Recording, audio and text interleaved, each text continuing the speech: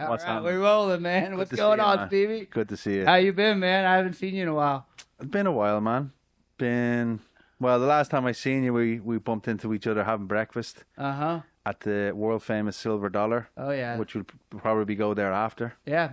I love that place, man. It's I just like Joe. I like the atmosphere, and I like eating there a lot, man. It's cool. Yeah, that's where my wife works. That's where we met. So, a lot of good memories of that place. But, yeah, thanks for coming to my humble abode here. I appreciate you having me, man. Appreciate your time. Do you want to tell us a little bit about yourself? Yeah, man. So, as most people know me on my YouTube channel, Fischtank Productions, most people know me as Fischtank. You know, I've been a musician almost my whole life, and that's kind of how we met in the music world, and we played some cool shows together and stuff. And then, you know, I started a YouTube channel, and it really took off, like doing music reactions and stuff, and it's allowed me to be in the music world, but not have to do the music stuff. You know what I mean? There's not too much heavy lifting, right? Yeah, it's pretty cool being able to just check in and like do what I want when I want and not have to worry about, you know, 3 or 4 other guys in the band, or even like, you know the music industry, everybody's just telling you where to be, where to go, what to do, and and it's just like I don't have to deal with any of that anymore. And I do miss playing live music, but also at the same time, like what I'm doing, I really enjoy it just as much. So yeah, you're very good at it, man. I've been following your stuff for a while, and then when you agreed to come on the podcast, then I really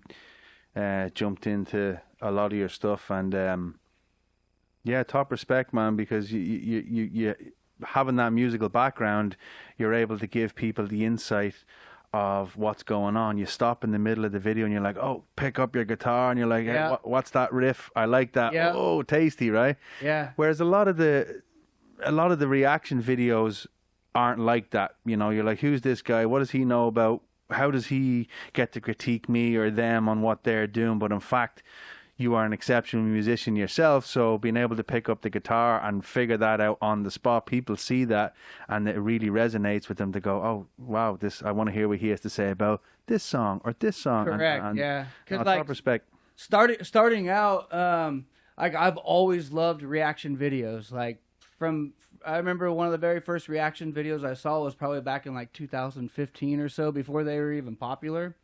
And so I've always... Was that a music reaction video? It was a music reaction video, and I've always loved watching them. And one thing I always noticed was like, all these people that were reacting to music weren't musically inclined, you know? And one night I was driving home, and actually I had YouTube playing on my phone while I was driving, which I probably shouldn't have done, but I do. We can cut that bit out as well, right? Yeah. Anyways, it was Kelly Clarkson performing a Reba McEntire song. And it was a song that my mom always loved when I was growing up. So I felt like this emotional connection while I was just driving alone in the dark. And I was thinking, man, if I could have captured that emotion on film, I feel like that would have been a great video. So I went home and I put that song on, and I filmed myself listening to it. And that was my very first video I ever did. And I just loved it. I loved the feeling of it. I was scared because I'd never done it before, so I was scared. But it turned out great.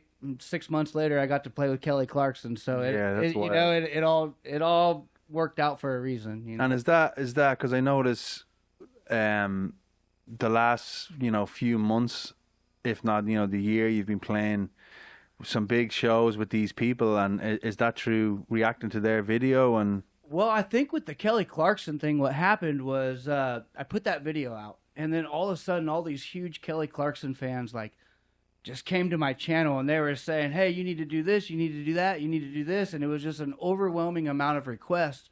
So me and my buddy Ken, who's the moderator on my channel, we were like, hey, well, what if we did some live streams where people could come in and request these songs live, and we react to them live? So we started doing that once. That's a lot different because you're on the spot and you're like, no idea what you're about to listen to. Exactly. And so it became like this popular thing every week for us to do this. And then I remember one day the chat was just like, Jason, Jason, Jason, Jason, Jason. And I'm like, why is everybody saying Jason? And I said that on camera, and they're like, Jason is Kelly Clarkson's music director, and he's in the chat right now. So he saw my YouTube video and joined in on the live stream, and then he told me, hey, check your Instagram. So I checked my Instagram after the live stream, and he's just like, hey, do you want to come play with us? And so I got to pick the song and everything, and we played Black Hole Sun by Soundgarden. Wow. So it was that all, when you picked Black Hole Sun, was that out of a list of songs that she was doing, or did you say, I want to play this song, and then they... Well, there was a few different times during those live streams where because what we were covering with the Kelly Clarkson stuff was they're called Kellyokies, and she starts off every one of her shows singing someone else's song. And I had said multiple times to the chat, man, I would love to hear her sing something by Chris Cornell, because she just has an amazing voice. Range, yeah. And I think that she would just nail a Chris Cornell song. So when he asked me, what song would you want to do? I said Black Hole Sun. And then so they worked on it, and they got the clearance for it. And then he messaged me back like a week later and said, hey, we're on. So and they shoot down in L.A.? That was down at Universal. I think they've since moved to New York, but at the time that was at Universal. Great. Yeah, so it was just cool. That was all within like a 10-month period of me starting, And did you you obviously brought your own guitar and stuff like that. Did you have your own amp, or what did you fly with? So I used my own PRS, and I used a Helix, and I had just downloaded all the patches for this actual Soundgarden's songs, wow. Black Hole Sun. And then they had a guitar tech there that dialed in everything for me, and I played my own rig though, and it was awesome. Did you carry your own rig into the venue? That's the main. I did, but what was cool was right when I got there, the lady at the front desk at Universal at their studio was like, "Hey, Fish Tank, what's going on?" And I'm like, "Hey, you know me?" So it was cool. Everyone in the building knew who I was and was prepared for me to come, and they nothing but hospitality, and there has to be an element of proudness when you roll up like that, and it's not an ego thing at all. It's just I feel that people respect the fact that you're coming there and respect your talent, and everybody is dialed in and looking forward to performing and accommodating. It was definitely mutual too, because her band, they're incredible. They're all incredible musicians, and they had heard me talking great things about them for 10 months. So, when I walked into the building, they gave me that same kind of humbleness, man. It was awesome. Nice. It was cool. And you were on stage with Zach Bryan, right? At the Club One. Yeah, and that was a whole nother crazy story itself, I'll just backtrack a little bit.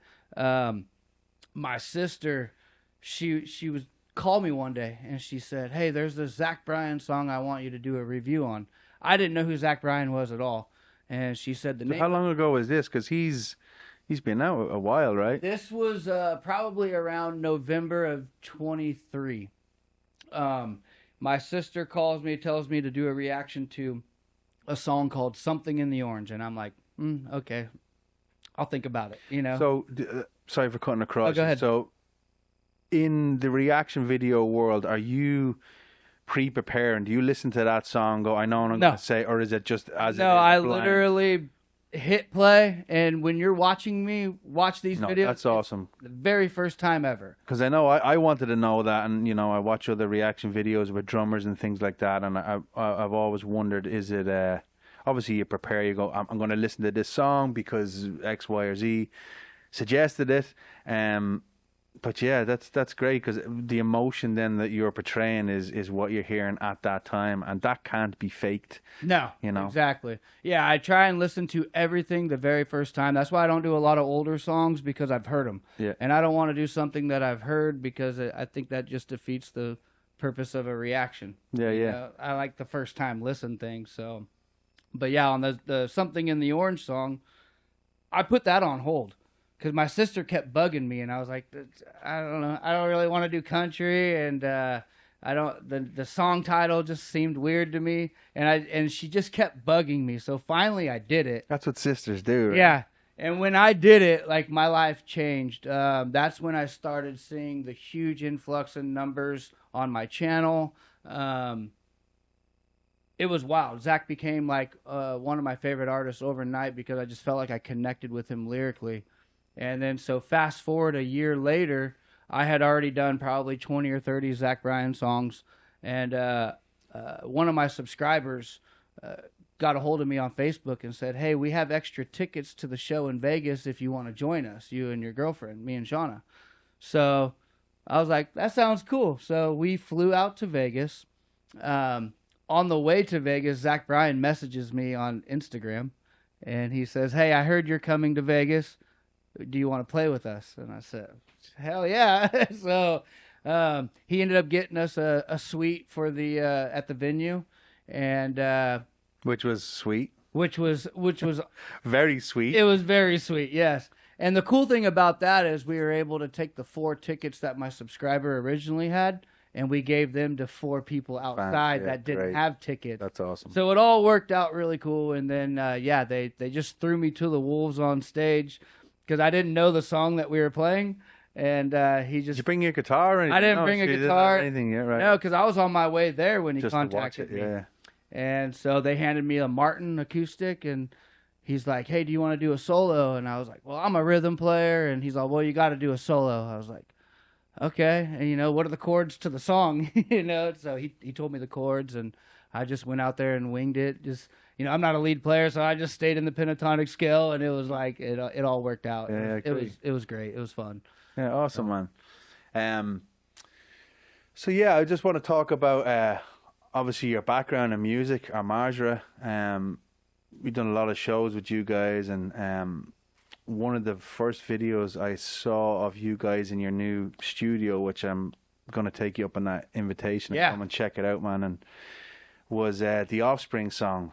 Oh, yeah. The Gone Away? Yeah, Gone Away. Yeah. So, I'm a huge Offspring fan, right? And that would be one of my main influences. I think when I heard Nitro off Smash,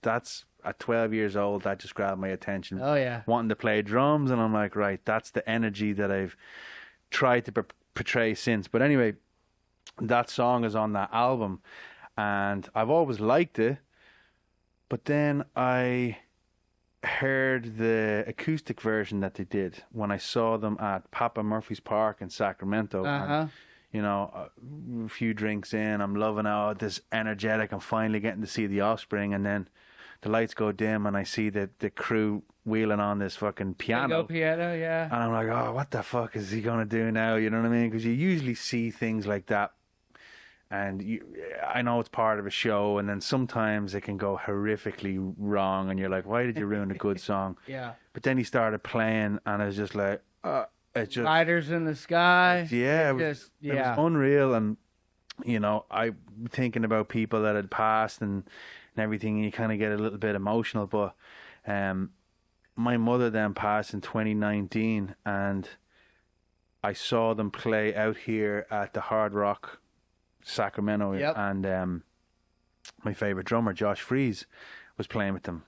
Did that whole tour, so there was no way I was going to miss it. But then they came out and played that song, and it was just like unreal, overwhelming emotion, because that song is a completely different. It's so different meaning. when it's slowed down, man. So different, and there's just this room to breathe, and I don't know, it was magical. But then when you guys did it too, it was like top respect, because you did that song justice. You did that version of that song complete justice, because especially when you have an emotional attachment to something, it's very easy for you to turn around and go, you know what, that's fucking awful. Why did you do that? But no, it was just, it was amazing, heartfelt. Well, right there when you're just talking about your mom passing away, that's why we did that song, because my mom had just recently passed right then, and we saw Offspring at Aftershock. And they did the same thing. They rolled out the piano, and at first I was kind of bummed because it wasn't what you're used to. It wasn't what I was wanting, and I was hoping halfway through that song like everything would kick in, and it never did. But then after the song was over, like I just had goosebumps. I have goosebumps right now. Yeah. And I just loved the performance. And then we, a couple months later, my mom ends up in the hospital, and that song came on the radio when I was driving to the hospital, and something in my body just told me, like, mom's not gonna make it out of this. I had that feeling, and that song was on at that time, and then so when she did pass, I asked Derek, hey, will you help me make this something beautiful? Because I was playing it on just the acoustic guitar, and so then I learned it on piano, and I told Derek, I was like, I want to do piano and acoustic version of this. So we practiced it, and it was missing something, and so that's when I called in my old high school teacher, and she came in with the violin, and that just was beautiful. That was just the final touch for it, and we played that at her service, and so that's why we did that whole song right there in that video. I had intentions of playing something on my mother's service, and you're mentally not even there. Well, we played the video. Okay. We didn't do the live. Wow. Yeah, there was no way I was going to be able to play that, so that's why we did that whole video, just to play at the service. And then I was like, well, this is also fitting for the Fish Tank sessions. So we threw it online because I was like, other people need to hear this, so. Great. Yeah, that's why that all came together. Yeah, it's a wild thing. It's like, we're getting older, and, death is inevitable for everybody, but it still doesn't change anything when you have, your mother pass or anybody close to you, especially that parental bond. But there's certain songs out there that are like my mother wanted at her funeral, and that's just like a trigger. When I hear those, it brings me back to that time, and I'm just like, I can't. Most definitely. Can't listen to it. And now, people had said it when she passed. They say, these times that make you sad now will eventually make you happy because you had those memories. And at the time, you're just telling people, oh, fuck off. Yep. Get away from me. And then that's one of those songs where I listen to it now, and I think happy memories instead of course, it makes you emotional, but, makes you happy that you had those memories in the first place. It's tough, man. I mean, my mom was my best friend, so it was like, this whole last year has just been a roller coaster of emotions. And, a friend of mine told me, he's like, hey, it's never going to get better, but it'll get easier. Get easier, yeah. And like, I finally understand what he's saying, and you're totally right. When I think of her, most of the time now, it's like I think of happy stuff, and those good memories that I had with her, and a lot of the negative feelings and the sad feelings, they're way outweighed by the good and the positive, happy, So we plus like my mom was always my biggest fan, so she got to see me play with Kelly Clarkson, which was awesome. And then when I was playing with Zach Bryan, I remember just kind of looking up at the lights there, and I'm like, I know she's watching, and I know she's happy, Yeah, well, I know that she is, Yeah. Same thing with me. It's like, obviously she met my wife and stepson. She hasn't met, obviously, my new baby, and doesn't know that I have this business and I teach kids. Yeah. Music. I'm sure she's laughing, going, so you didn't even go to school. How do you qualify to teach other people's kids? But yeah, I think it's awesome what you're doing here, man. Thank you. I'll have to have you back. We do some songwriting sessions and things like that for the kids. And for those of you who don't know, maybe just be watching the podcast, we have a school here in Marysville called the Institute of Rock, and we teach kids everything from learning an instrument to songwriting to production to shooting videos and things like that. We have a recording studio which we outfit now for this podcast and stuff. So that kind of just leads us kind of into the next part of things. It's like, with the kids, I want to show them the work that goes into everything behind the scenes. Yep. So the kids come in here, a lot of them now are like, I want to be a YouTube star. I'm like, okay, well, this is what we need to do. Yeah. So like there's a few kids that have recorded, you know, drum videos in this room, and they're all amazing, but they think that the work is all I got to do is just like put it online, and then, you know, there's so much there's more so to much it. more, right? So So much like to it. the whole, we'll get into the YouTube end of things, but in regards to recording end of things, obviously we live in a world, especially now, where we have phones, screens, we're all constantly looking down, but we're also in show business. That's what being in the band is in. So, you know, music videos, it's perfection. Mm-hmm.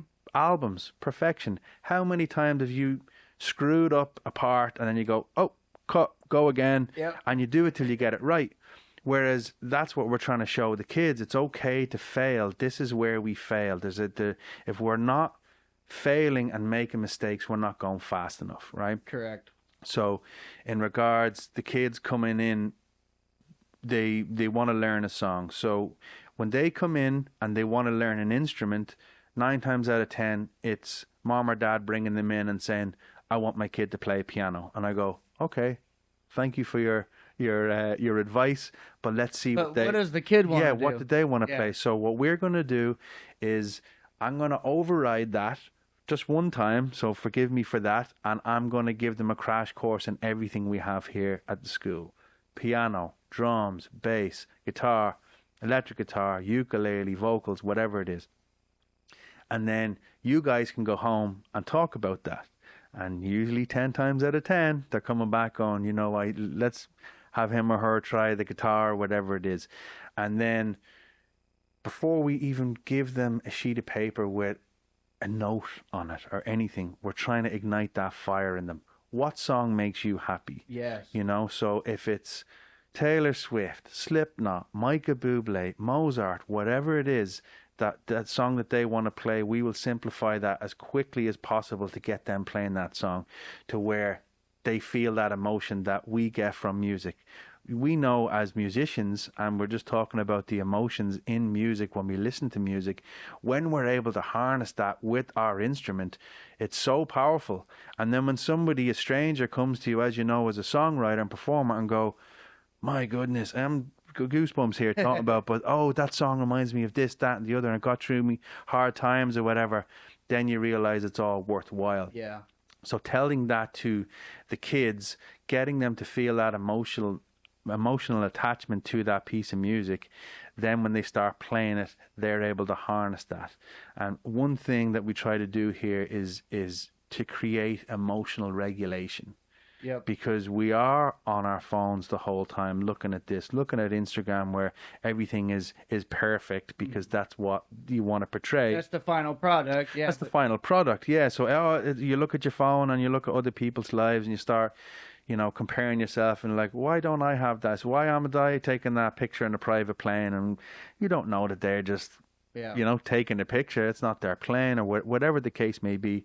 So once we get them playing a song that they are happy and makes them happy, you'll never have to tell them to practice. They come home after a shitty day and go, I'm going to play that. I want to play like what we did just in your bedroom. Yep. And just getting rid of that, processing that raw emotion that in any today's society especially, but in any society, in any year, in any generation, we've all done it.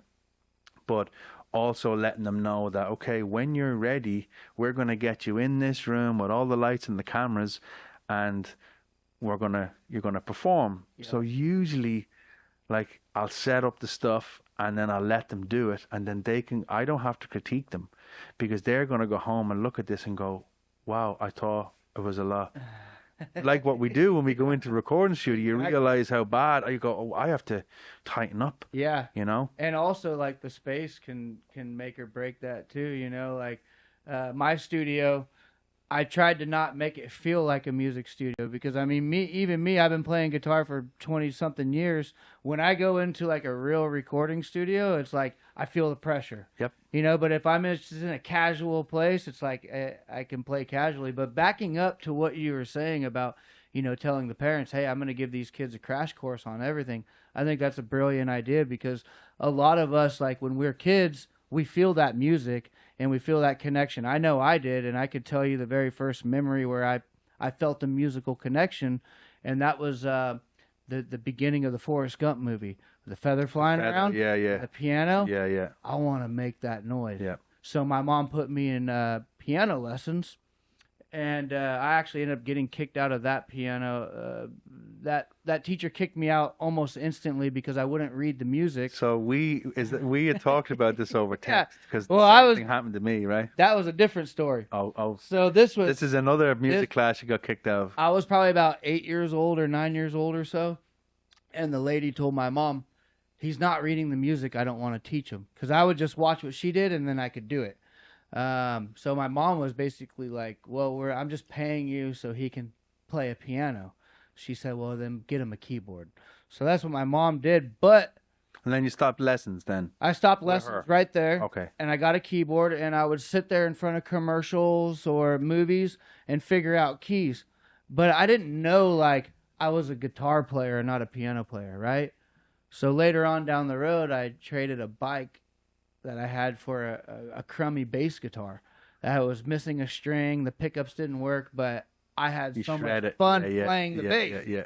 And then from there, I went to guitar. But it took all these steps to realize, like, I don't want to be a piano player. I want to be a guitar player. Yeah. And then that's what really clicked for me. So when you brought that up, about the parents wanting the kid to do a certain instrument, it's like, well, let's find out what this kid actually wants to do. That sometimes the kid they'll switch, and I completely encourage that. Or I have kids in here that are playing multiple instruments, and I'm totally for that, and the parents usually aren't, because they say, oh, I just spent money on this, and I go, okay, well, listen, take this guitar home, that's the one that's up on the wall there, look after it, and let's see if they want to do it. Same thing, we loan out keyboards or whatever, the ukuleles, whatever the case may be. I'm not wanting people to go out and spend loads of money, because I didn't have loads of money, you didn't have loads of money. Yep. That bass with the 3 strings and the broken pickups, that worked. Yeah. You know what I mean, for what you needed. That got me started. Yeah, so and in regards what you're saying about the reading the music, I do believe that at some stage musicians need to do that, because that's how musicians communicate with one another, right? I can read music to a certain extent, but it's all in here. It's like, what's that note? Where's that time? And now maybe it's just because I'm doing it 25 plus years or whatever it is. You got that feeling. Feeling of it, and there's only 12 notes, so they can only go a certain way, but how many people do you know that were classically trained on an instrument, and then that happens all the time, and then you say, hey, you're at a wedding or something, and you go, hey, you're classically trained, jump behind the piano there and play us a song, and they're like, I haven't got my music. Yeah. So did they learn how to play that instrument just because of reading? So they know how that instrument works, and they know how to transcribe that writing to what's on the keys. They understand the science of it, but they don't understand. They don't have that feeling. Yeah. Do you know how to express yourself on that instrument? No. So it's a completely different way of learning music, right? I have a couple of students that come to me that are on the spectrum, and one in particular, a mom had reached out and said, my son is autistic. He's in piano lessons, but we're not really clicking with the teacher. She wants him to read music, and either it's right or wrong, whether he plays it or not. And we started talking about that, and then she said, he likes to make up his own things and compose, and the teacher just shuts that down. Yeah. That's we're not doing that right now. We're playing what's on the page, and that's absolute horse shit. Crazy. When you're trying to encourage somebody, especially that's on the scale, that has different way of thinking, different mindset. Now I teach that kid, and he doesn't understand, but he's perfect pitch. He understands that. I'm like, play an A. Where's the A note? Bam.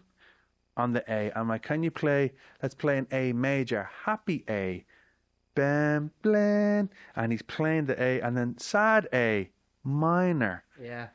A7 minor, dun, dun, dun, dun. He gets it. And he just gets it, Yeah. you know? It's the same thing with, there's a drummer in here, and he is on the verge of being non-verbal, but as soon as I put the numbers up on the board, he doesn't even think. He's just boom. And then he's backwards, he says, and then he's playing the beat backwards, upside down. I'm like, whoa, whoa. That's Stuart Copeland shit right there. Whoa, whoa.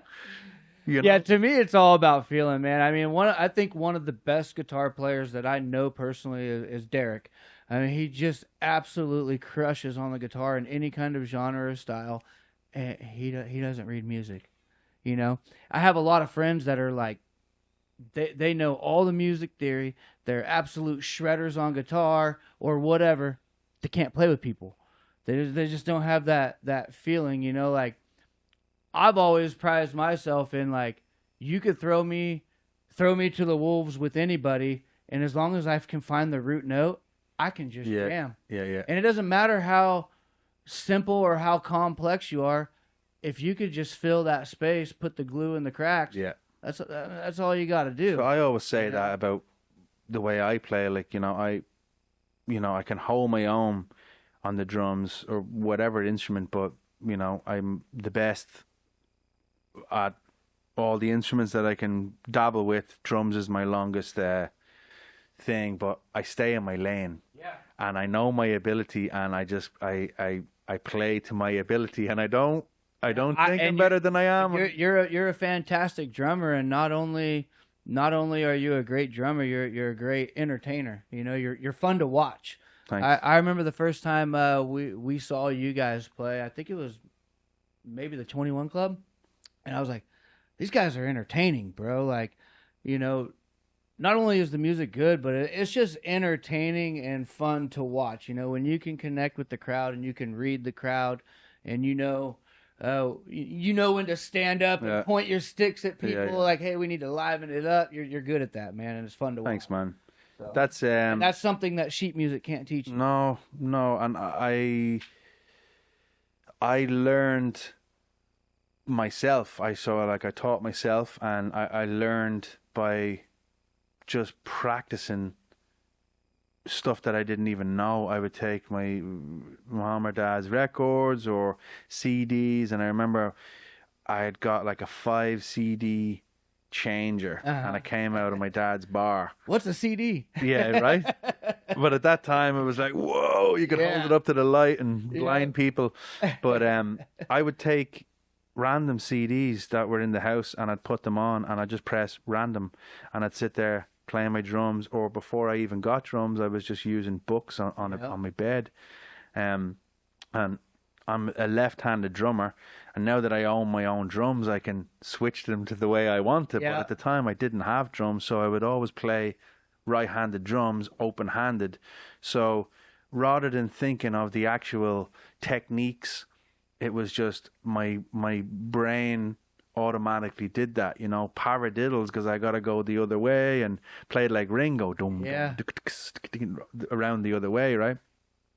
So a lot of that was failing, and that's what, going back to saying with the kids, it's like you need to be comfortable in uncomfortable situations, which is failing. It's okay to fail. The kids get so worked up because it doesn't go right for them first time, and they don't realize that you gotta fail. You gotta get back up. You gotta, in anything, music, sports, life. When I first started, I remember my dad would be like, "What are you trying to play?"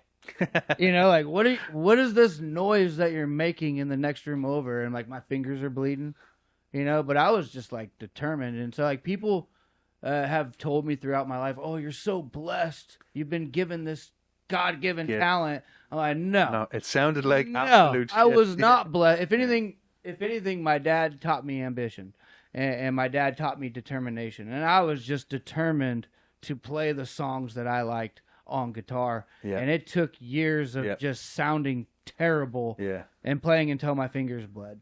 You know. And when we're going back to the story we were talking about getting kicked out of music classes in high school, it was the first day of a band class in high school. I signed up for it, and my teacher I walk in and he just like hands me a trumpet. This is what you're playing. And I'm like, why? You know, and he's like, well, I assign everybody an instrument, and this is going to be your assignment. And I seen this bass guitar over there. I'm like, I want to play that. And he's like, no, you're playing. Were this. you already playing bass at home? I was already playing bass at home, so I saw that, recognized it, and I'm like, I want to do that. And he's like, no, you're going to play this trumpet. And I said something to him about, you know, the trumpet being gay. That's how I said it. Back then you could say things like that. And I had said that, and he was just like, go to the office. And then that was the end of my high school band career. You never got let back in? Never got let back in. So what did you do for that time? Did you have to go back to another class? Well, about 2 years ago, I saw that he has a YouTube channel. And it's just, I won't say anything about it, but I just went and commented, hey, remember when you kicked me out of band class? Check out my stuff now. Nice. You know, and it was just, it felt good to be like, hey, you kicked me out of something that I love, and you didn't even give me a chance to do something that I already knew how to do. So but now I'm showing you what I can do. You know, and maybe you shouldn't have said that about the. I shouldn't have. Okay. Because now, as a grown man, I think the trumpet is a beautiful instrument. Yeah, of and course. I should have maybe gave it a try. Of course, but as a teacher, when you're dealing with little adolescents, you know that there's going to be a bit of pushback. That's the age where you're hitting puberty, and you just want to say no to any sort of establishment or orders or anything like that. So, like, you know, shame on him at the same time. But same thing happened with me. First day of high school, we call it secondary school, and we're doing the orientation, and we walk around and you just basically sit in classes for the first week to get your bearings. And I go to music class, and there's a choir there. There's like 30 girls, 2 guys. The 2 guys are playing acoustic guitar and a piano, and they're singing Yesterday by the Beatles. Now, it was all in Irish because they were practicing for this competition with all the schools in Ireland, and then they go to the National Concert Hall, black tie event, and play for the president and all of that kind of deal. And I went in and I started tapping. I sat off my chair and I sat on the ground and I started playing the chair, right, along to it, right? And she just pointed at me and then the door. Yeah, get out of here. And I stood outside for a good, like, it was a double class, so a good hour and 20 minutes. And I'm standing there, and like, music was the only thing. I didn't really like school, and this new school, they offered music, and so everything was kind of riding on that. I played sports, and I was handpicked by that school to go there because I was playing, they wanted me to play sports with them. But music was the only academic thing that I was looking forward to. So all I could think of outside the room was like, what the fuck am I going to tell my mother? You know? So like, the teacher came out anyways at the end of the class, and she goes, what's your name? And like, Stephen Bogan. She goes, why did you interrupt my class? What was going through your head to make you want to do that in my class? And I said, I didn't mean any disrespect. I just heard and observed. I'm trying to use all these big words and just wiggle my way out of it, you know? And I said, there was no backbone, there's no beat. All the sound of all of the voices are drowning out the acoustic guitar and the keyboard at the front, and, you know, they were a little bit out of time. And she's like, well, I'm at the front, tapping my foot, keeping them in time. I go, yeah, but they need to feel it. They need to feel it. You know, and she goes, okay, when have I got you next? And I said, tomorrow morning, 9 a.m. She goes, okay, don't ever do that again, right? One more chance. I go, okay. So then I go home. My mother's like, so, how's your first day at school? How was music? And I'm like, oh, I got thrown out. And she was fucking so disappointed. But anyway, the next day I went back in, and she had asked me to do that again, but sit up the front. So now I have my chair and I'm scooting to the front, and we ended up playing, and it was super simple beat, whatever, just keeping time. And then the class left. She asked me to stay back, and she goes, do you want to play with us at the show? And like, maybe just the cheekiness in me, I'm like, will it get me out of school? Will it get me out of class? And she smiled and she goes, yes. And I go, I'm in, right? And that was that. And then we did that show, and I thought the same thing kind of at that age. It was like I looked at the two boys that were playing with the choir. I'm like, that one's playing the acoustic guitar and one's playing the piano. I go, that's gay, right? And that's what I thought in my head. And then when we went to do the show, these guys had done this before. And then you realize we're going to this place where there's every school it's choir bigger than that, right? Yeah. And they're not gay. There they are talking to all the girls. And I'm like, they're absolutely not gay, right? And I go, they're smart. Yeah. And, but anyway, that kind of ignited the thing. I remember walking into the National Concert Hall, a prestige old venue in Ireland where the orchestra's playing stuff. And I couldn't see anybody, but I could just feel the expanse of a lot of people, because there's just lights on you, and the adrenaline, the butterflies, the sweaty hands, and then the feeling of, and you still get it to this day. And that's why we do it. We chase that adrenaline dump, because, and like I tell the kids, like we put on shows for the kids, and they get up to play the songs that they want to play or whatever, or sometimes we put them in little bands. But when I ask them, do they want to play the show, and they say no, I go, that's the correct answer, because you're not ready. You know, of course you don't want to play it. I'm nervous. I'm like, that'll never go away. I say, you're nervous the week before it, the night before it. Excuse me. You're nervous waiting to go on stage. You start playing your song. You're still nervous. Then that changes to, I'm actually doing it. I'm actually doing it. Yeah, I'm doing it. And then it's over. And then you're done, and then you're like, I want to do that again. When's the next show? So teaching kids that is an amazing thing. But I'll finish this with my music teacher. Miss Murray was her name. And we do state exams in Ireland when you're halfway through high school, and then when you're leaving, right? So you can leave when you do your first, like halfway through, if you have a profession, if you want to be like a carpenter or an electrician, an apprenticeship. So if you want to leave, you can at 15, once to go and get an apprenticeship, and once it's all legit, right? You'll still have to check in with the school, but you can go straight into a trade. I don't know if that's the case now. It's been 25 years since then, but so at one stage I was the only drummer in the school. So anybody that had music and was doing them for exams, they needed a drummer, right? So I would just get out of class the whole time. My name would come over the tannoy, Stephen Bogan, Miss Murray's class. Like, yup, I'm out of here, right? That's awesome. And it was amazing. But that really helped me play with people. And even though I was still in on-off, you know, back then we were called something else. I've been doing that since I'm 12, 13. But you know, you have your group of guys that you know inside out, and you're allowed to fail in that thing. But I felt like it was the start of me becoming a session musician, because I would, whatever the song was, say you needed me to be in your band for that time, you go, hey, I want to play Jimi Hendrix Purple Haze, or I want to play this, that, or the other. And I'd go home, and at those days I'm like, listen, I don't have a copy of that. Can you burn me a copy of your set or whatever? And I go home and I play it. And then I remember one time we did this talent show, and I think I was in like 3/4 of the bands or whatever it was. So I'm about to place. You know what I mean? I'm going to get some sort of trophy. You're going to get something out of it. Something. Yeah. But the auditions were after school. Say we finished school at 3:00 or whatever. This particular day, I got detention that day for something. Yeah, and it was like a double detention. Somebody gave me detention. I'm like, I'm already in detention till 4, and they're like, well, now you're in detention till 5.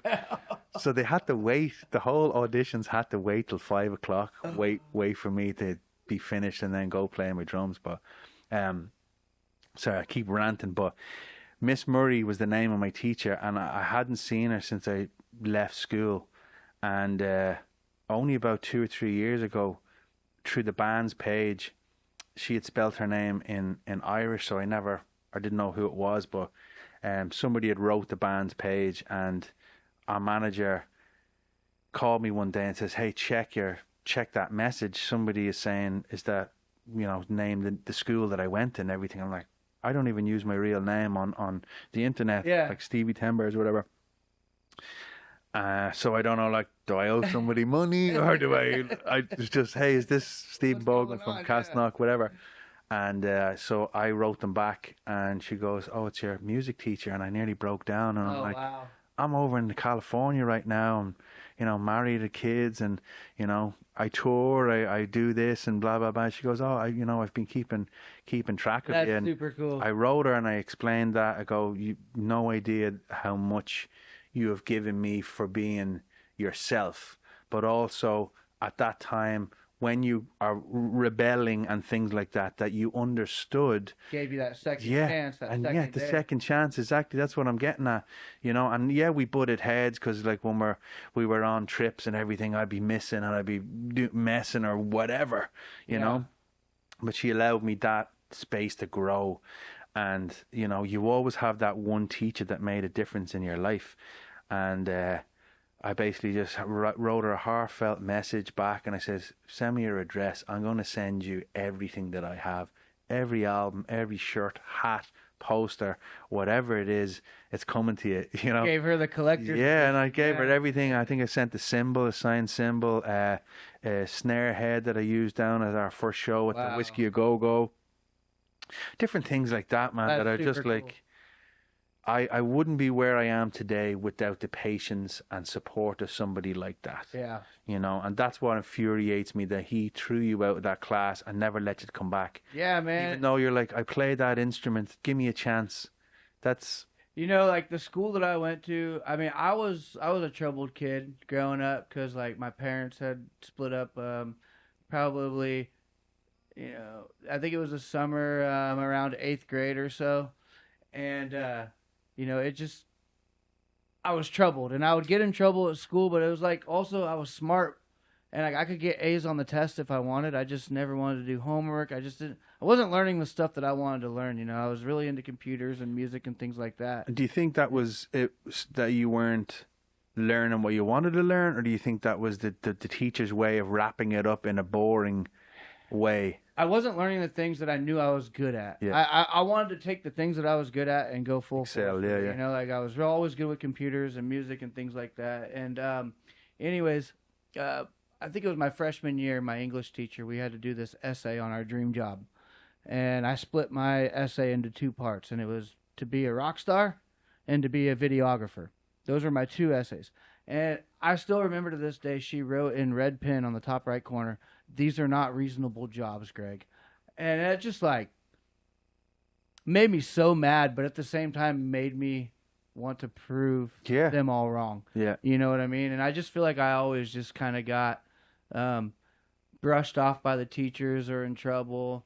And there was a couple teachers there that really understood me and really saw like brilliance in my mind in certain aspects and really worked with me, and I'm still friends with those teachers to this day. Yeah. And they'll come to our shows and support me, and I love them to death. But yeah, there was a lot of teachers that were just like, I don't know. I think that's why I just love what you're doing here so much, because we didn't have this. I didn't have a place like this that I could go to when I was a kid, That's kind of what I'm doing at my place. I don't know if you've seen the fish tank session of this girl named McKenna Swanson. Yeah, I just watched the last So one. she's only 16, Wow. and her dad owns the arcade right next to my building. And so I let his daughters just come in and pick up guitars and play and sing, and just like, you guys are free to play any instrument in here, do whatever, because it's like, it's a place for them to, after school, come home and just like, music is therapy, bro. Yeah. And so it makes me excited to like see kids using stuff that I've worked my whole life for and being able to share it with them, And that's the same thing with in here. There's guitars and stuff on the walls, and everything in here is playable. Everything. There's nothing out of bounds. It's the same thing at my house and stuff like that, because there's not.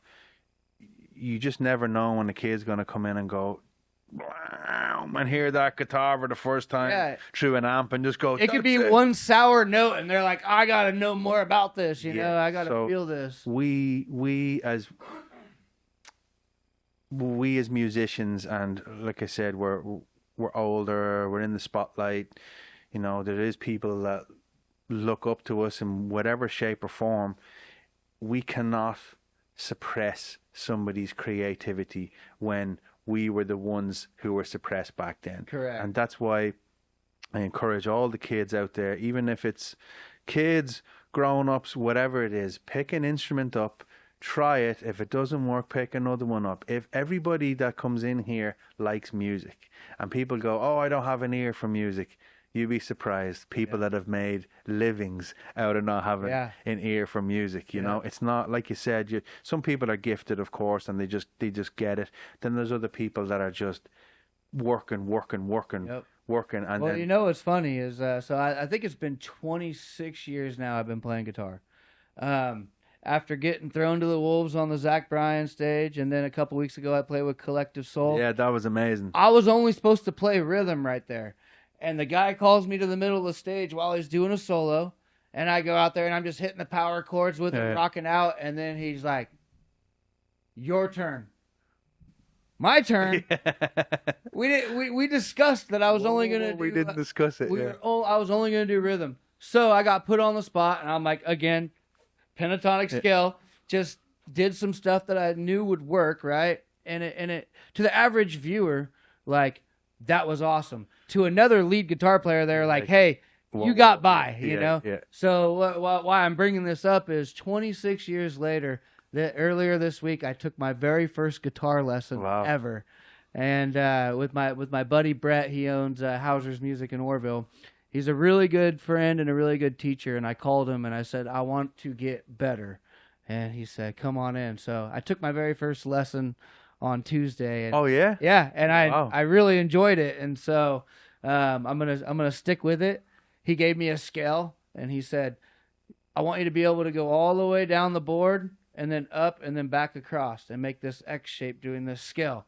He's all, it'll probably take you a week or two because you're already really good.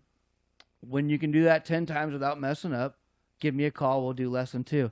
Wow. I called him 2 days later. I said, I'm ready for lesson 2. So, you know, it's just cool, like. And my point about this is, like, no matter how long you play music, there's always room for improvement. Yeah. No matter what, and it's just something that I love, and so I want to get better as a musician. So if I do get called up on stage and thrown to the wolves, it's like I'm 100%. It's the X. Just play the X. I'm 100% confident instead of like 70%. Yeah. But it's as artists, and I tell everybody this, there's always room to get better. It doesn't matter if you are painting, creating woodwork, writing poetry, a song, playing an instrument. We are perfectionists. So, and that can be the demise of us too, because it's never finished. It doesn't have to be perfect, you know? It doesn't have to be perfect. It's like when you write a song and you're in the studio and you listen to it and you go, bum, bum, bum, great. To somebody that's not in that project, they're going, wow, that's amazing. But to me, I'm like, push that little bit. That was the wrong fill, whatever it is. But at some stage, you got to put the line underneath it and go, that's it.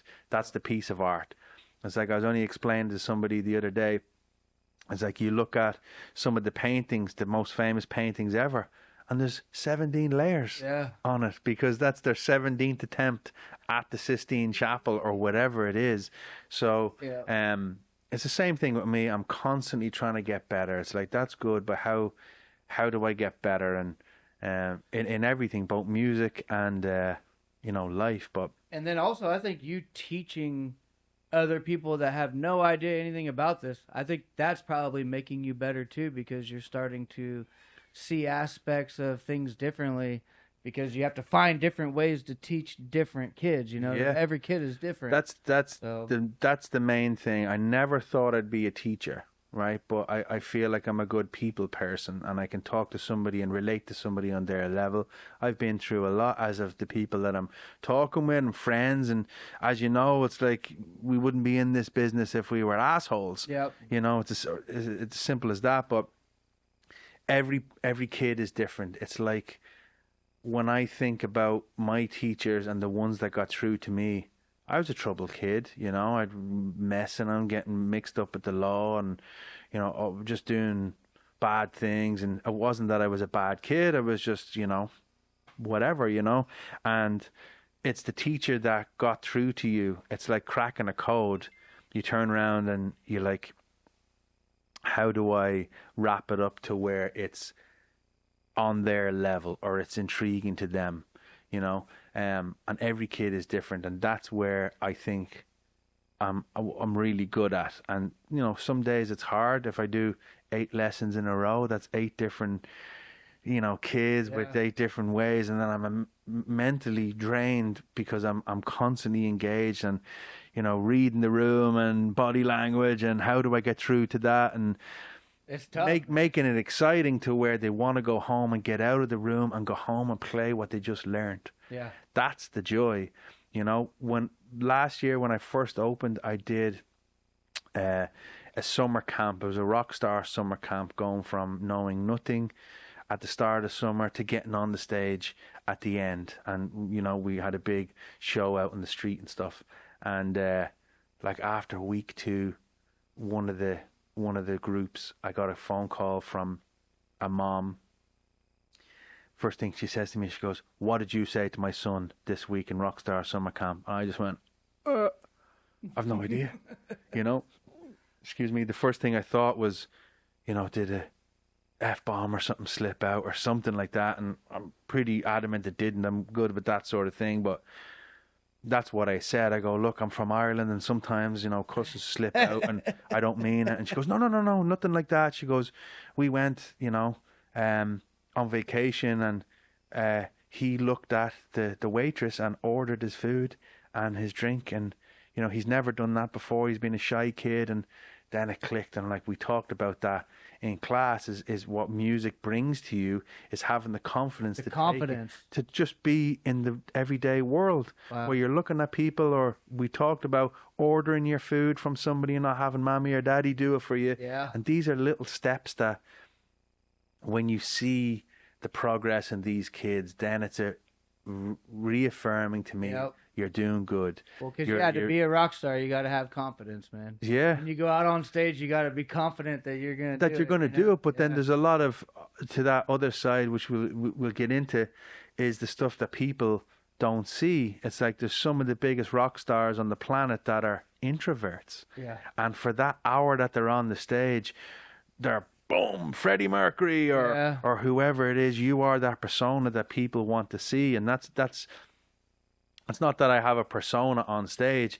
It's just that's what I'm like when I'm in my element and I'm in pure flow. And sometimes, well, man, I've had a lot of people say like, "Whoa, watching you live is a whole nother person," you know, because I'm like, "How the hell are y'all doing tonight? Get the hell up!" You know, I'm like, oh, I'm trying to just amp people up, and then we get done, I'm like, "Hey, man, what's going on?" You know, I'm really calm, but it's just part of the entertainment. You know, you got to go into a character, you got to go into a mindset and entertain, man. Yeah, people say that to me, and they, "Oh, you look a lot different when you're off stage," and I go, "Yeah, because I'm not having like a heart attack. I look like I'm," or you know, I'm not making faces at you. And if I'm making faces at you on the street, well, then we got to be worried. But we're going to take a quick break.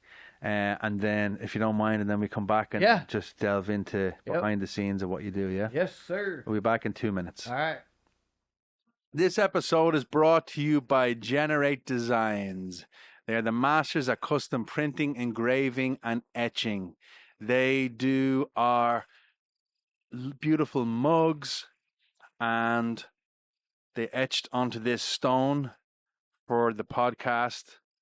They've done all the stickers and vinyl and anything that goes with it for this podcast. So they do apparel, they do keepsake boxes, mugs, keychains, and basically anything. If you can think it and you want to print it onto something, they would print it for you. So let's just say this: if you wanted a picture of your family printed on a nice little mug so you can enjoy your morning tea or morning coffee, they would do that for you. If you wanted a picture of your wife's breasts printed onto a polished stone, I'm sure they could figure that out for you too. They don't have any order limit, so you can order one or you can order 1,000,000. There is no limit. The more that you order, the cheaper it's going to be in the long run. They offer international shipping, so there's nowhere in this planet that they will not get you your merchandise. You could be stuck at the side of the road in a snowstorm in Norway, and they will get that polished stone to you. You could be at the top of the Himalayas in a deep meditative state, getting a reach around from um,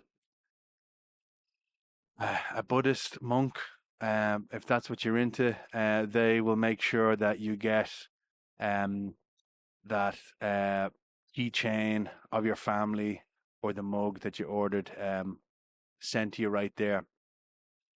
Use the code BEARBANTER for 20% off all your orders from them. And that's BEARBANTER for 20% off. We should be putting all the information at the bottom of the screen right now. So check out Generate Designs and tell them Stevie sent you. We're back. And we're back. Just like that. We didn't actually leave the room. Did some magic tricks real quick. You did? We could have. Did you hear about the Mexican magician? No? No. He went, un, dos, disappeared without a trace. Come on now, we had to get a dad joke in there. That's funny. But yeah, I just want to touch on, we were talking about behind the scenes and what people don't see, and usually I try and get into that at some stage. So obviously with Fischtank Productions, you hold a high standard of everything you do. Everything looks great, sounds great, the content is great. Even, down to where the thumbnail of what people see, all of that is work. It's just editing.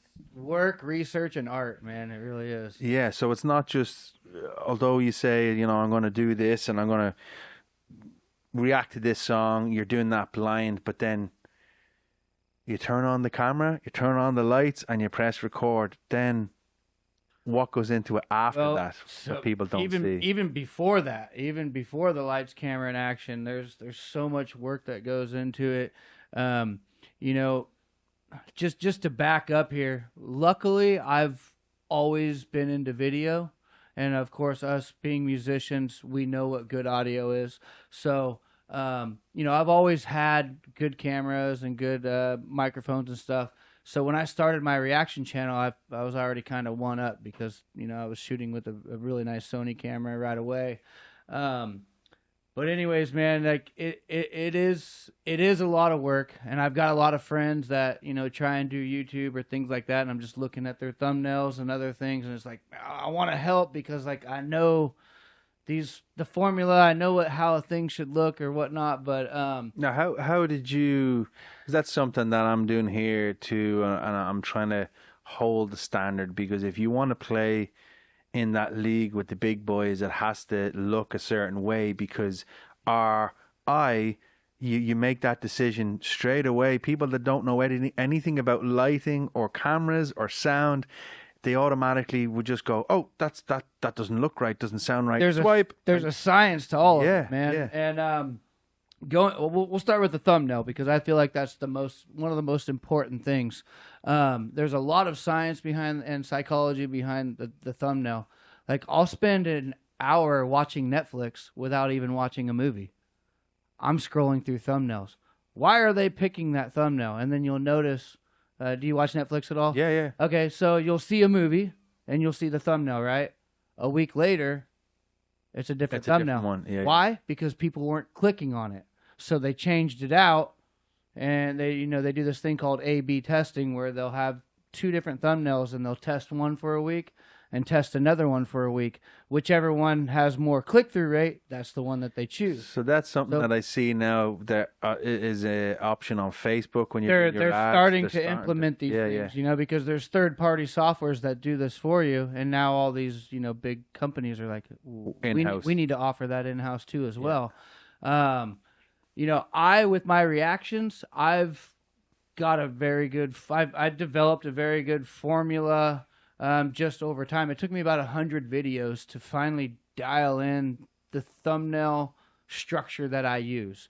And that's all just of reading data and seeing which ones are getting clicked on and then I just kind of narrowed it down from there. Do you still do the A/B test? Not so much. If I know the video is going to be massive, I will, just to try and get more viewers to it. But I feel like the structure that I have now, it's really fitting. Plus, my videos are, quick turnaround. I'm doing a video every day on new songs, So once that new song is no longer fresh, then it's just kind of like it's an old video. I'm a quick turnaround type of person, But I do have old videos that are still doing very, very, very well, and a lot of it is the thumbnail, and so, and it all comes down to colors.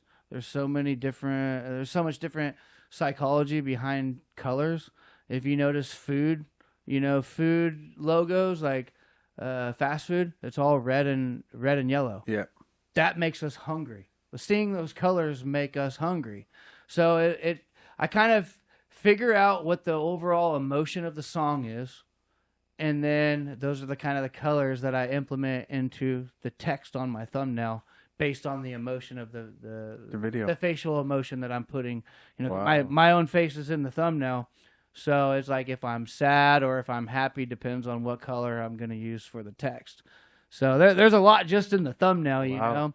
And I think a lot of this, were you familiar with my laser engraving business? Okay, so you did me a badass Zippo, I think. Yeah. So I feel like everything I've done in my life has just prepared me. Bottlenecking you to this, which is wild, for this right? moment because, I've always done graphic design for companies and things like that with Photoshop and Illustrator, and then I really had to get good at it when I was doing engraving.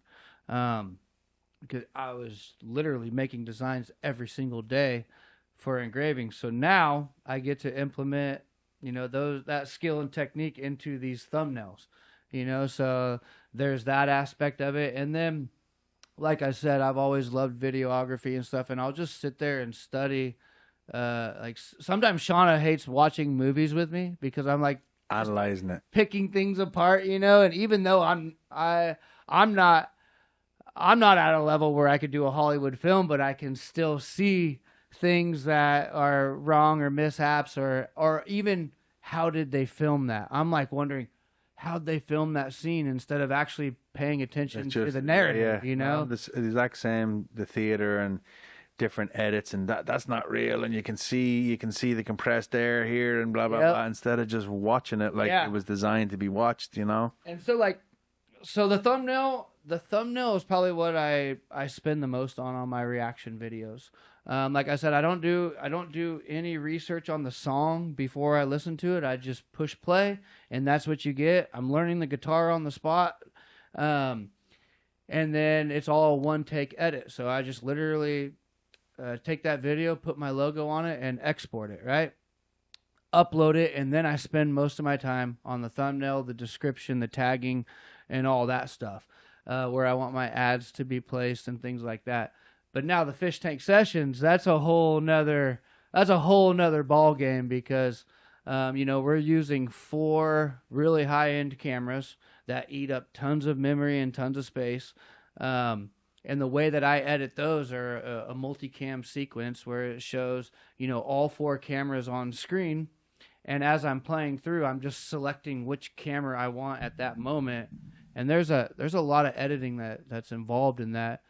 Even just getting the damn footage off of the card onto the computer is time consuming. Yep. So like when we go and film these projects and stuff, like, cause I do like freelance work for other musicians or bands that want, live footage filmed. And they're like, hey, do you think we can get the raw footage for that? And I'm like, your computer won't even play this raw footage. Sorry. It's like, it takes a lot of, there's a lot that goes into it, a lot of patience, a lot of technology, and, it's very expensive. It's an expensive hobby. Like very expensive. When you came in here before we started, filming, I showed you our setup and, picked your brain about how we could do things differently. And it's just zeros. At this stage. Like there's a few zeros already gone into what it takes to be here, and like I said to you before, it's just constantly trying to get better, new equipment, and just constantly get better and level up each time, because you want to be in that standard. I think that's probably going to be our next purchase, probably, is something that can do those live edits and things like that. Well, because I remember watching YouTube videos probably like 5-6 years ago, and they're just like, you don't have to have all this fancy equipment and all this stuff. Just start making videos, which I do agree with that. I think you could have a successful YouTube channel with just using your phone, right? But depending on it depends on the content Yeah. and what you're doing. We're so used to like this whole podcast situation is just getting huge because mainstream media and all that is starting to go out, and people are watching podcasts. But what's happening with the podcast space? They're getting better, they're getting cleaner, the cameras are getting better, the audio's getting better, so it's setting a standard. If we tried to film this with some GoPros and no microphones, no one's going to watch it because it just sounds and looks terrible. You know what I mean? So yes, I do think that you can start a successful YouTube channel with just a phone, depending on the content. But then also there's a part of me that's like, no, if you invest in good cameras, you invest in good lighting, you invest in good microphones, you're going to have a better video than a lot of other people. And so most of the time it doesn't even matter what the content is. If it sounds good and looks good, people will watch it, over something that has great content but bad video or bad audio. What do you think well, I know why I listen to a lot of podcasts or watch a lot of podcasts, but what, in your opinion, what do you think the mass explosion of podcasts, where it came from? Us people are just tired of hearing the same thing from the same people all the time. I mean, growing up, it was like Fox News, CNN, ABC, and it was like the same faces. And, they would invite someone onto their show, and you get to hear about a minute and a half of them chopped up. So you never get a good, opinion of somebody. And I'll give you a perfect example of this. That's why I think podcasts are doing so good. I remember when, Bernie Sanders was running, and, I didn't agree with him on anything, and I couldn't really, stand listening to him talk on the news channel. Dude went on Joe Rogan's podcast, and I was like, okay, I still don't... Unfiltered. Yeah, unedited. 3 hours. Yep. Or it was either 2 or 3 hours. I listened to the entire thing, and I said, okay, Bernie Sanders, I still don't agree with you, but I like you as a person. Yeah. And it's because I got to hear him. I got to feel him out. If I met you for 1 minute, I could be like, oh, that guy's cool, but I don't know anything about you. But if me and you sit down in a room for 4 or 5 hours, I could really tell you if I like you or not, or if I want to continue being around you, So I think that's why podcasts have become so popular, is because we get to hear someone's full, uninterrupted perspective, Without a pushed agenda. Yeah, and without, all these companies paying millions of dollars for you to say what they want you to say. Propaganda is the oldest form of warfare. Yeah. Telling people, maybe it's not an outright lie, but they're not revealing certain things or whatever the case may be to push a particular either agenda or... And I think us as a society are wanting to... everything has gotten, I think, so fake in the last, 10 years or so with technology, filters on phones with people with the selfies, all the way up to these Marvel movies just getting crazy, and the overly produced stuff. Even music, you put on the radio right now on a rock station, and all 10 songs that you hear in the hour, they all kind of have the same sound because they're so overly produced. Yeah. And I think we're starting to see a turn in this next generation where we're wanting to be stripped back down to raw again. Yeah. That's why, you get people like Zach Bryan that are so popular right now. His music just connects because it's he's in a room with just his guitar and him singing, truth. and they're recording their songs live, and so it's just, I don't know. I feel like we're taking a step back in production, and people are just loving the raw. real life, raw, unfiltered look. Yeah, you totally. know? A big thing with the podcast and the streaming is being able to listen or watch when you have the time. Because back in the day when we wanted to watch a show, it was like, oh, it's 7 o'clock, you're running down the stairs to watch the A-Team or whatever it was. And those were great days, sitting with a bowl of cereal on a Saturday morning watching cartoons. Whereas now we can watch whatever we want when we want to watch Even with music, MTV was out and you would be like, all right, what's on like TRL today? Yeah. And it's like you sat around hoping that they'd play the song that you like. Now it's just you go to YouTube and type in that music video and play it. It's a whole different world that we live in now. Yeah, and like, I encourage that with my students too, to watch YouTube and all of that stuff, because you can never have enough information. Correct. But back in the day, I used to want to go and watch certain things at shows live, because on the CD I couldn't, work it out. Yeah. And you go and you watch something, or a drummer or whatever it is, and you see them doing it in real life, and you go, wow.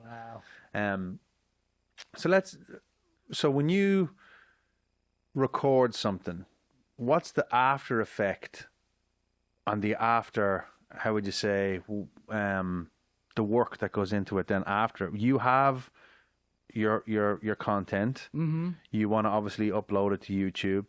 Now, this is kind of mainly directed at the people that want to be YouTube stars, that think that, oh, once I have that perfect guitar take or the perfect drum take, I mean, how do people see that? What's the process to getting it out there to the masses? First off, it's just like it's consistency. I don't think anybody will be successful if they have one great video and throw it out there. It's like you have to be consistent. And so like my first step would be, not just have one video to throw online, but have ideas for multiple. Find that thing that you can just keep reproducing and putting out content. But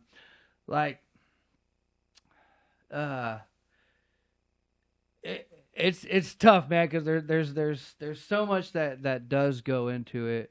You have a team. Obviously, there's other people that are not just you involved. On my reaction channel, I'm a one-man band. Okay. I do everything from start to finish on my own. The only thing that I have help with on my reaction channel is on the live streams. When people send in donations for me to listen to a song, my moderator, Ken, he puts them all on a list for me. We have this, this Google Doc that basically he's creating the list for me live, so I don't have to go look. He's sitting right beside you in the same room. He's at a complete different location. Wow. Yeah, so he's at his house and he's running the Google Doc and it's updating in live time on my screen. So as soon as that song is over, I just look over and be like, "Oh, okay, I got a request from Stacy or Josh or whatever," and then I just go to YouTube and I pull up that video. So I don't ever have to go typing in or making a list. He does it all for me. Great. But now on the sessions video, man, I got to give a huge shout out to, all the people that have helped me make it possible. Shauna, my girlfriend, number one. My other buddy, Chris, that owns the arcade, he helps out a lot. And then Dale does the audio for the sessions. And us four as a team make that all happen, And Shauna helps film. Chris just helps set up lights and everything. Helps film. But then when we're all done, Dale mixes and masters all the audio and sends it to me, and then I have to put it all together. Yeah. And Shauna, she'll help me edit, but she's like, she wants to be the director. She's like, all right, at 2 minutes and 34 seconds, I want camera 2, and I have to do all the buttons. Yes, dear. Yes, dear. Immediately, if not sooner, dear. Yeah, but no, hands out, shout out to her, because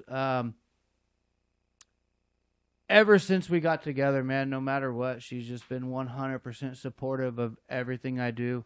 You guys witnessed, you guys met us, Majra, right when we were starting out. And I knew how the music industry worked because I had been in and out of it filming for other bands and stuff. So I knew what it took and what we needed as far as equipment and just logistics, and everything. and she was like, help me do all that, help me get through all that. Yeah, man, just hats off to her for helping me through all these different things, man. And so, yeah, well, she's quite the photographer, and she's very good. Yeah, herself. I mean, she's been. If I didn't have her around, the the videos wouldn't be half as good, because she's like all down to the little details. She'll tell the artist that comes in to perform, hey, I don't know your name, but take that cell phone out of your pocket. I can see it. Or she's going up with the lint roller and getting all the lint off of everybody's shirts. And like she has such a good eye for composition and like where the camera should be and the angles. And well, she did a whole video for you guys, wasn't it? The one with the house. So she's it's always me and her both, you know, but like I have to play. Yeah. So she has to run things while I'm playing, but on the scenes that you don't see me in, we're both setting up everything. Great. And getting everything going. Teamwork makes the dream work, man. Yeah. And you know, I think that she could have an amazing profession doing camera stuff, you know, full time, but she just wants it to be a hobby, and she feels like, hey, if I am getting paid to do this, it will no longer be a hobby. And I think differently, but yeah, she's awesome, bro. Yeah, she does really good, and she helps me a lot. She sees my vision, and she gives me the input that I need to hear, and yeah, she's like brutally honest. Yeah. You know, our band would play a show, and like when we got done, I'd be like, "How was it?" She's all, "You guys weren't that good tonight," but she had seen us play all the time, so she's very she gives me that constructive criticism all the time. That's the same with my wife. A good partner in life is the same thing. You know, I'd ask her advice on something, and she's like, "Do you want me to tell you how I feel, or do you want me to tell you what you want to hear?" Yeah. I'm like, you're going to tell me? Maybe a little of both. Yeah. You're going to tell me how you feel anyway, regardless. So, but no, it's the same thing with this whole place. Very supportive of everything I do, and that kind of puts you in a mindset where you can create and be free, because the creation space, you really have to have the mindset of you know, immersing yourself in something or a project and having no outside. To tie in your question too about like the up and coming kids that want to do this, to tie that in with what you're doing as well, I'm very glad you're doing this and you're starting this journey, because now I have another person to talk to about this journey. Great. I don't have too many. I only have one other YouTube friend that's successful on YouTube. Well, let me put it this way, right? And because you'll never blow your own trumpet, right? But as it stands, you've got 145,000 more followers than I do, right? So he won't tell you that, but 145,000 subscribers on YouTube alone, and that's an amazing feat, dude, in this day and age where there's 145. They're not just views, because that's, you know, colossal, right? But 145,000 people want to constantly see what you have next. Yeah. So that must be a lot of pressure to go, how my video has to be better. I have a certain standard, because that amount of people, every time you release a video, they get a notification going, hey, Fish Tank's after putting up something new, check it out, and they're straight on the case. That's why your views are colossal. So that's a lot of responsibility right there. Yeah, if you go back and look at my very first reaction video, I'm in my garage, and I just kind of painted the background, but it was still, I took all the mess in my garage and pushed it to one side out of the camera. And I just, that's the joy about show business. Yeah, so like excuse me, when I first started, I was in my garage. And you know, now I have my studio space that looks good, but what I've always realized is like my subscribers are there for me and not the background, you know? Yeah. And so as long as I stay who I am and keep that same energy that I have, like I don't want to change who I am for views or anything like that, because Like, look what it's already done for me. I'm just 100% myself. Well, that's on camera. That's also what I was going to say too. It must feel amazing like that, where you can be yourself and these people are tuning in to see you be yourself. Yeah. It's not a facade. It's not fish. You are on camera the same way as you are off camera. You're a genuine person, and that's why I feel that must be heartwarming in itself to go, you know, I can just be myself here and people love it. And I think I appreciate those kind words too. And I think a big part of it too is like, I'm 100% positive about everything I put out there. Even when it's songs that I really wouldn't listen to on my own driving in my truck, I always try and find something about the song to be positive about, because like I respect all forms of music. Like, I don't listen to Taylor Swift, but I respect the hell out of her. You can't deny, you know, her success. Max Martin though is the brains. So who? Max Martin is the songwriter, the Swedish guy. He's done a lot of stuff, but yeah, I just try and stay positive on everything that I do. I don't talk bad about any one kind of music or any music video.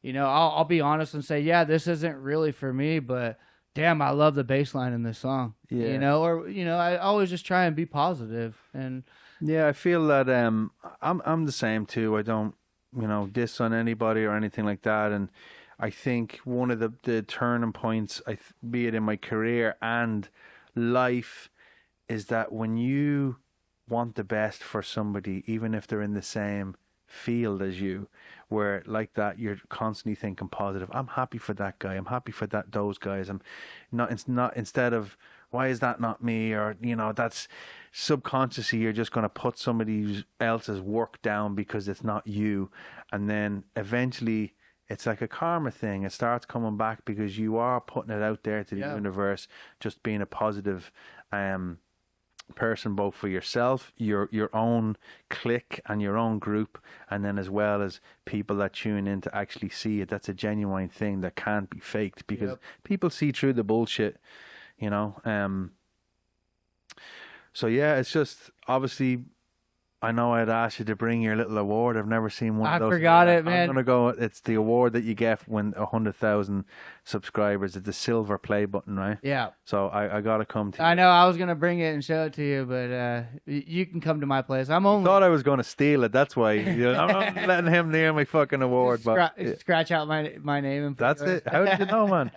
So. But real quick though too, about people that, you know, want to start into this journey of YouTube and stuff, like, even if they aren't part of your team, or they're not, you know, part of the project, surround yourself around people that are passionate about what you're doing, bro. Like, if anybody has anything negative to say about what you're doing, or think that, hey, you should be doing it this way instead of that way, like,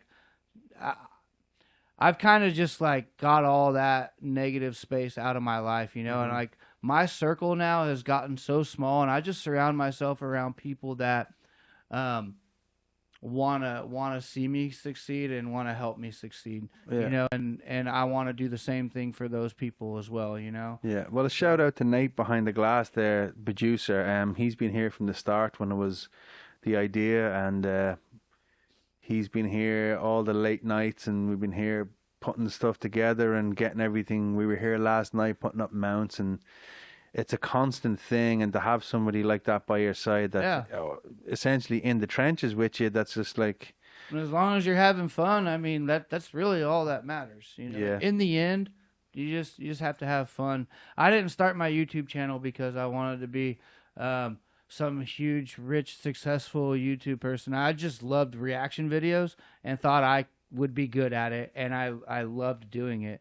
I used to come home, you know, I did concrete for, you know, almost 20 years, and so I would do the concrete in the day, and then our band would rehearse in the evening, and then late at night I would film a reaction video just dead tired.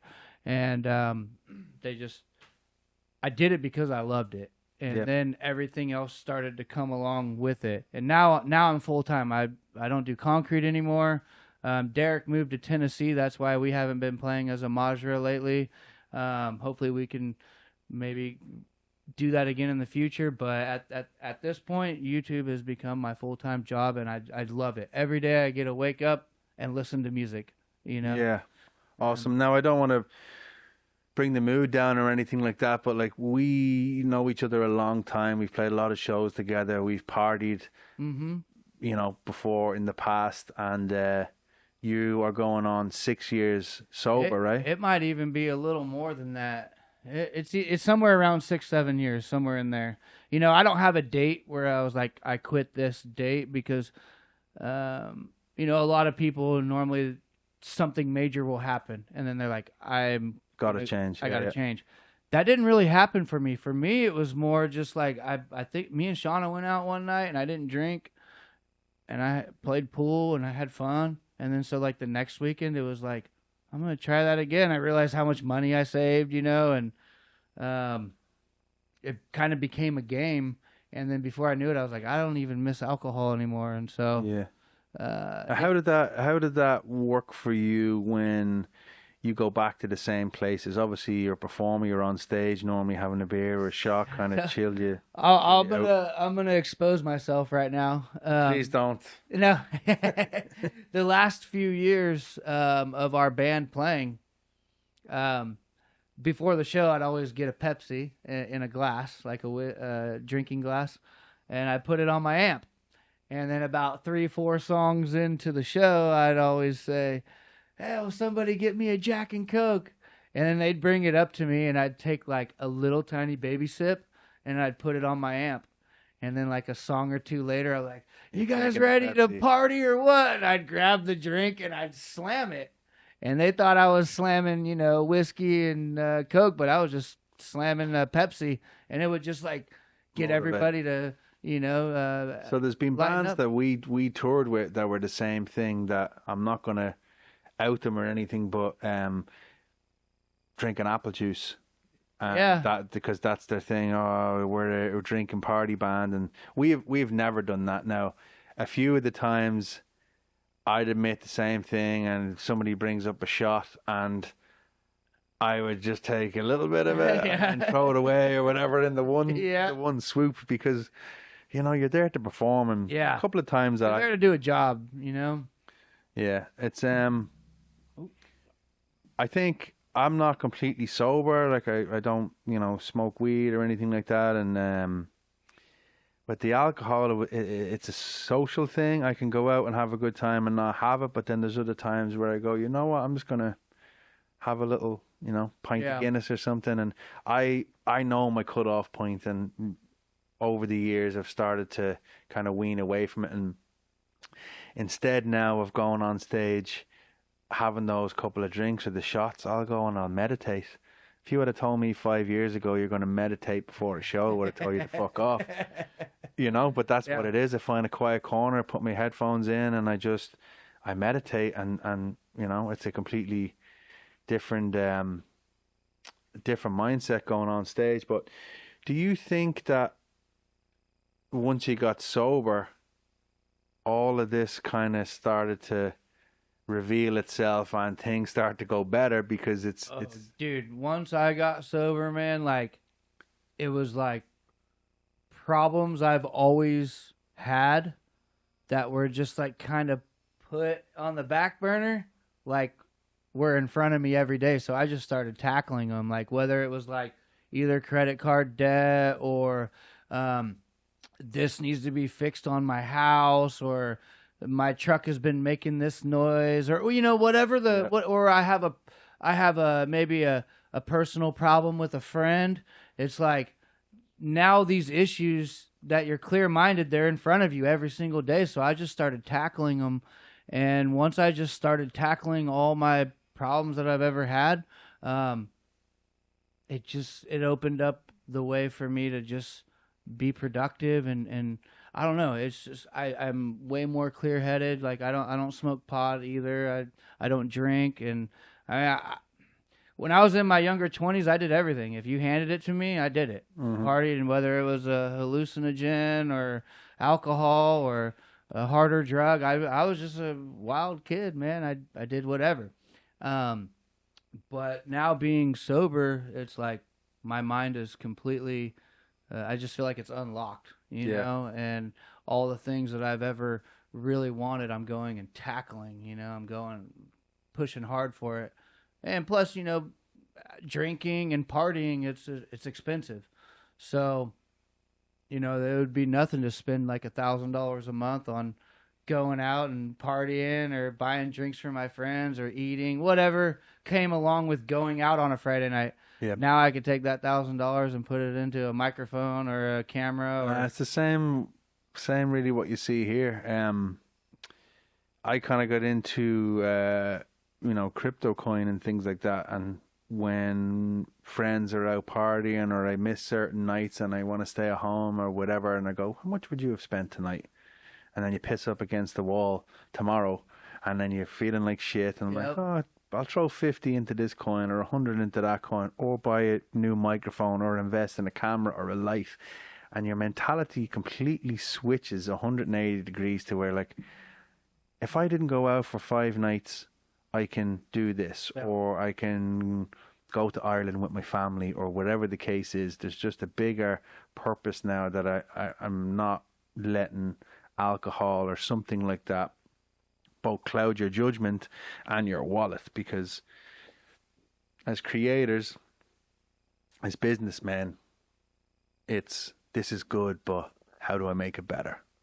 And that's one thing that doesn't make it better is your clouded judgment. I have no, like I said, I'm not completely sober. I enjoy a drink every once in a while, but there's nothing wrong with that. It doesn't bother me to go out and you know, play pool or do whatever. And then there's other times where I just go, you know what, I'm gonna sit and have a pint and I'm gonna watch the game. I just got back from Ireland at the start of the year, and even though I had a few pints when I was out and about, it was more like a nostalgic thing. I'm gonna sit here and watch this soccer game, football game with my family or my buddies and just have a drink. And then, you know, 2 or 3 of them in, and I'm like, I'm all right. I'm good. I don't have to drink anymore. And like me 2-3 years ago would have just been like, there's no end. I don't have an end until I fall on the floor or fall asleep. And that's not.